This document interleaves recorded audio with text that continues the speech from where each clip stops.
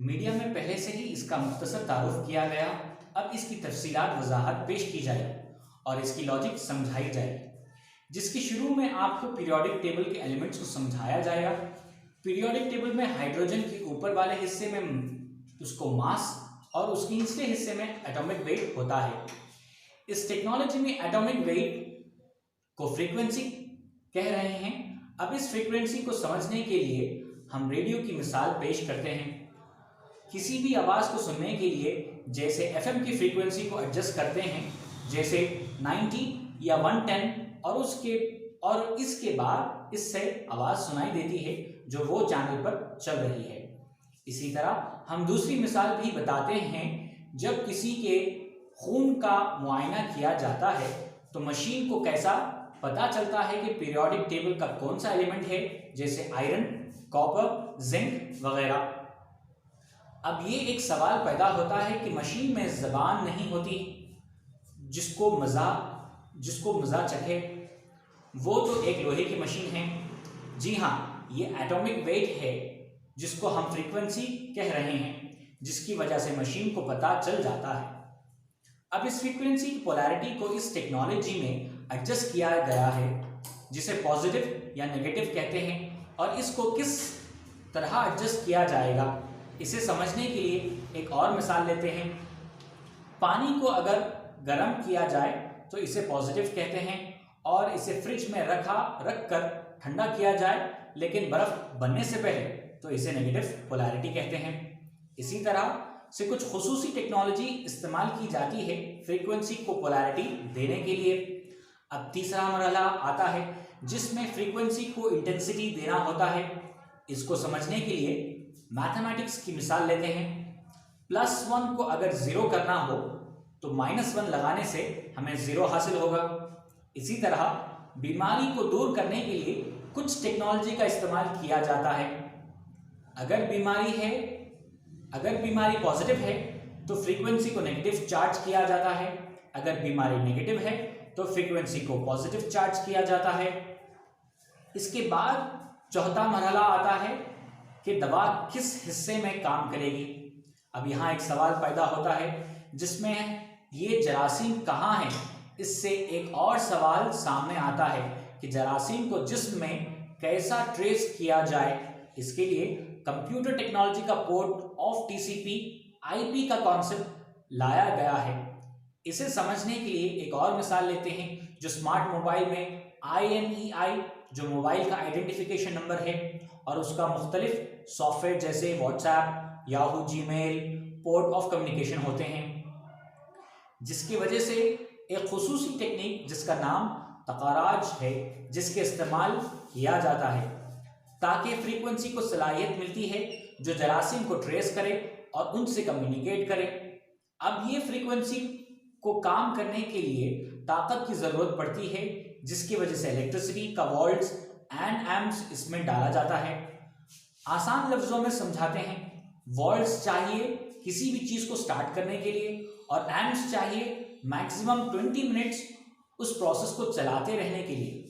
मगर वोल्ट्स और एम्प्स को मेडिसिन में मेंटेन करने के लिए DC वोल्ट्स भी दाखिल करना पड़ता है। अब ये सवाल पैदा होता है क्यों, और इसे समझने के लिए एक मिसाल पेश है। किसी भी लकड़ी या फर्नीचर को अगर हम मारते हैं तो वो हमें उल्टा मार लगता है। होना तो ये चाहिए कि वो फर्नीचर या लकड़ी टूट जाए, मगर ऐसा नहीं होता, क्योंकि अभी भी उस लकड़ी या फर्नीचर में कुछ ताकत है जिसे DC वोल्ट्स या DC एनर्जी कहते हैं।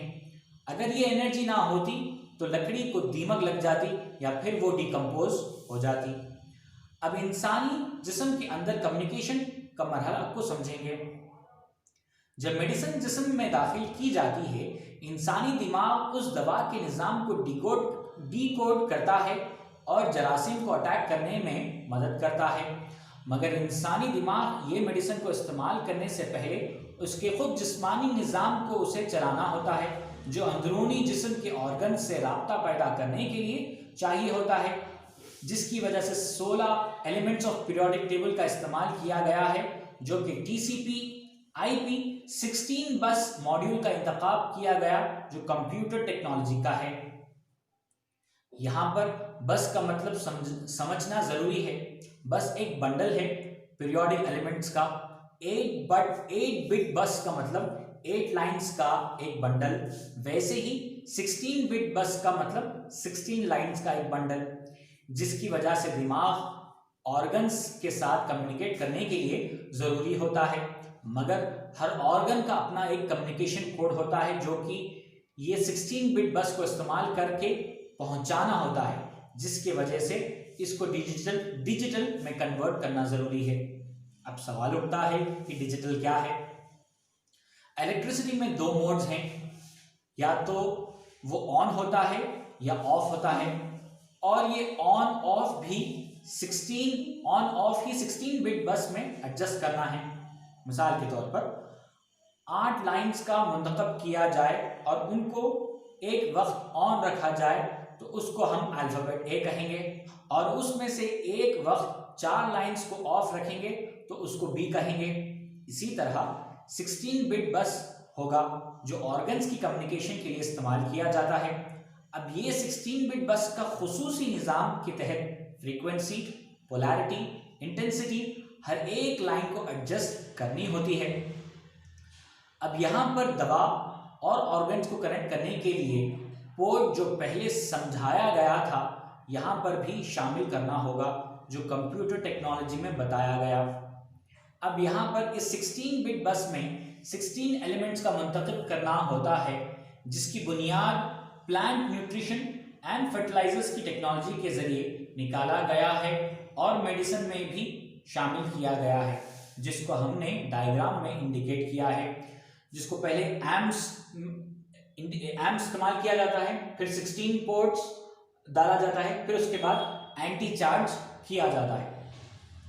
दवा में डिजीज को मारने के लिए एंटी एनर्जी का इस्तेमाल किया जाता है, जिसकी वजह से जरासीम बगैर किसी साइड इफेक्ट्स के मरकर जिस्म के बाहर यूरिन या स्टूल के जरिए निकल जाएगा और जरासीम की एनर्जी जिस्म को दे जाती है। ये पेचीदा निज़ाम आपको बताया गया है। इसी में इलेक्ट्रॉनिक डिजिटल टेक्नोलॉजी का बहुत बड़ा किरदार है, जिसकी वजह से इसका नाम liquid digital medicine preparation technique कहलाता है, और ये इमरजेंसी सिचुएशंस में बहुत करामत हुआ है और ये इंडिजीनियस होता है। अब यहाँ पर हम चलते हैं कुछ सवाल और उनके जवाब। पहला सवाल, क्या है ये liquid digital medicine preparation technique?